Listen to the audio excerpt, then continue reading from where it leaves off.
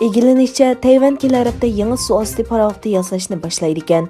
Tayvan jumaykini uzundan buyon talash tartish qilinayotgan turini e'lon qilib, orolning Xitoyning zamonaviylashgan armiyaga bo'lgan mudofaasini kuchaytirib, Tayvanning davlat boyligi bilan taraqqiy qildiradigan 8 yangi suvosti paraxodining birinchisini qurmoqchi bo'lganligini e'lon qilgan hamda kelarapda ish boshlaydiganligini e'lon qildi. Bu turdagi suvosti paraxodining birinchisi milchar qiymati 1 milliard 720 million dollar. 2024 yilning oxirida mulozimatga kirishi mumkin. Xitoy Tayvanni bir Jungo siyosatining ayrilmas bir qismi deb qaraydi. Amerika qo'llagan rayon Hindiston va Tayvanning Xitoyda ikki taraflik urush qilish ehtimolligiga sal qarashga bo'lmaydi.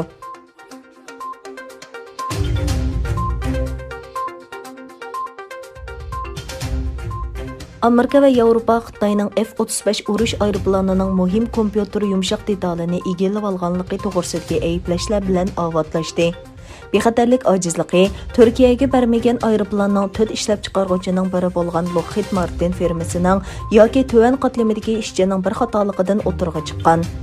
Angliya bu yo'chuqni tekshirayotganda bu maxpiyetlikning qachon o'g'irlanganligi va ularning sistemida qanchalik cho'nqur ziyorat qila oladiganligi aniq emas bo'lganligi uchun nurg'un programmalar qaytadan yozilgan.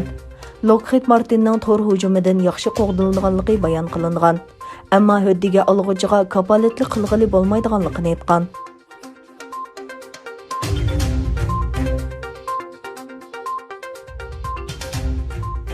Hava armiyasiga tava F-16 kurashchi aeroplani Tayvanda mashq qilayotganda yo'qolib ketgan.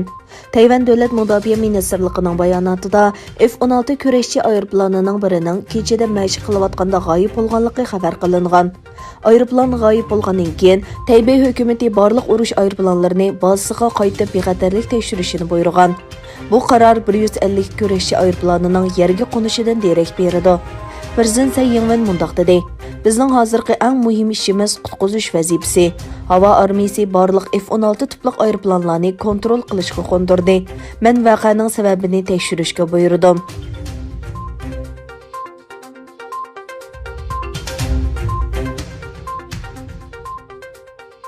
Baza tashkilotining hozirgi rahbari Ayman Zavahiri Afg'onistonda kasal sababidan qazo qilgan. Misrlik 69 yoshdagi Ayman Zavahirning o'limi to'g'riliq uchurlar tarqalayotganda Arab xabar agentligiga bayonot bergan Pokiston va Afg'oniston manbalari Ayman Zavahirning kasal sababidan qazo qilganligini o'ttirg'a qo'ydi.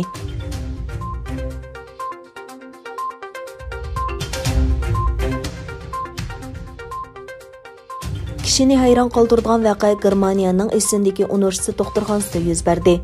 Doktorxonadagi munosabatlik bo'limining 44 yoshlik bosh doktori 44 yosh va 50 yoshlardagi ikki og'ir Xitoy virusi bemorini o'lim yanglisi bilan o'ldirdi. Voqeaning 13 va 17 noyabr yuz berganligi aniqlandi. Doktorning maqsadining bemorning azobini yeniklatmoqchi bo'lganligi aniqlandi. Ma'lum bo'lishicha, bu ikki bemorning kasallanining nihoyatda og'irlashgan va doktor yangnini urishdan burun bu ikkilarning yaqinlariga bemor bilan xo'shlashing degan.